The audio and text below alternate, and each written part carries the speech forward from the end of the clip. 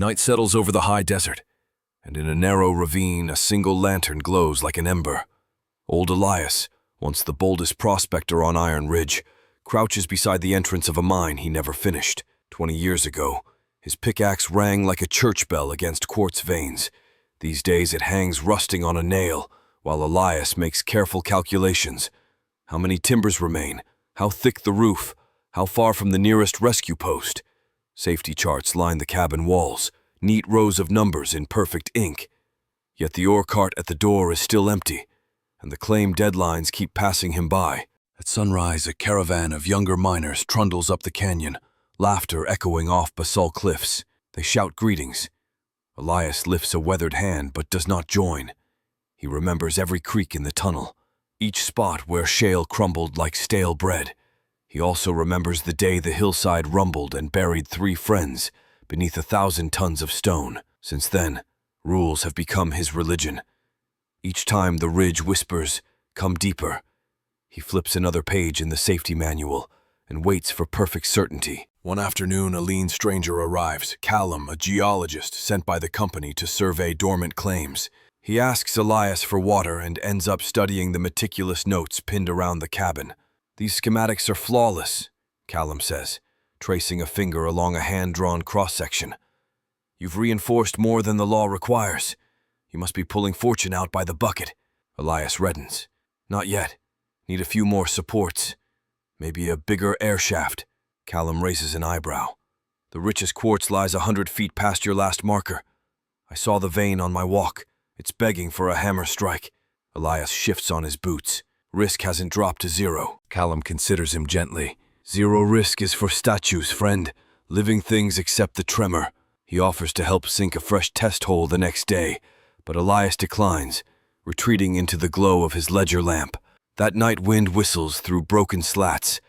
Dust devils swirl in the moonlight like ghosts rehearsing a dance he refuses to join. Thunder wakes the canyon before dawn. A summer storm barrels in, splitting clouds with violet fire. Rain hammers the earth, and lightning ignites a pine on the ridge. Flames race downhill, devouring sagebrush in crackling sheets. By the time Elias grabs his satchel, the only path to town is a corridor of sparks. Sheltering in the mine is the sole escape. He steps inside, breath ragged, watching smoke boil across the entrance. Safety plans never included wildfire. Deep within, cool air steadies him. But the tunnel timbers groan beneath new weight. Fire-heated rock expanding, dropping ash through cracks. His lamp flickers. Instinct, sharper than his charts, urges him forward toward the untouched seam Callum mentioned. If collapse comes, at least he will die chasing the treasure he had feared. He grips the old pickaxe, swings, sparks fly, stone sings. Another swing. Quartz splits to reveal a streak of gold, so bright it stains the darkness with sunrise. A roar echoes behind him, seismic. Final. A boulder shears from the ceiling, sealing the way back. Elias stumbles, but the roof holds. In the sudden hush, he realizes he is alive, alone with the first gold he has ever seen. Tears cut rivers through the soot on his cheeks. The mine that had seemed a tomb is now a womb of rebirth. Hours crawl. Smoke clears after rain quenches the flames outside. He chips a pocketful of ore, then searches the maze until he finds an older ventilation shaft Callum had marked in pencil on the map. A narrow chute to daylight. Elias emerges filthy, trembling, cradling stones that gleam through grime like captured stars. Weeks later, townsfolk gather in the new refining shed. Bars of gold rest on the table, but Elias holds up the broken haft of his pick instead. He tells them, voice rasping, "Is what kept me poor, an idle caution disguising itself as wisdom." He lays the splintered wood down gently. Safety matters. But when we worship the absence of risk, we sacrifice the spark that makes us dig, paint, love, dare. Faces in the crowd, calloused hands, stained overalls, paint-flecked aprons, tilt in quiet agreement. Elias rebuilds the mine with smart bracing and a braver heart.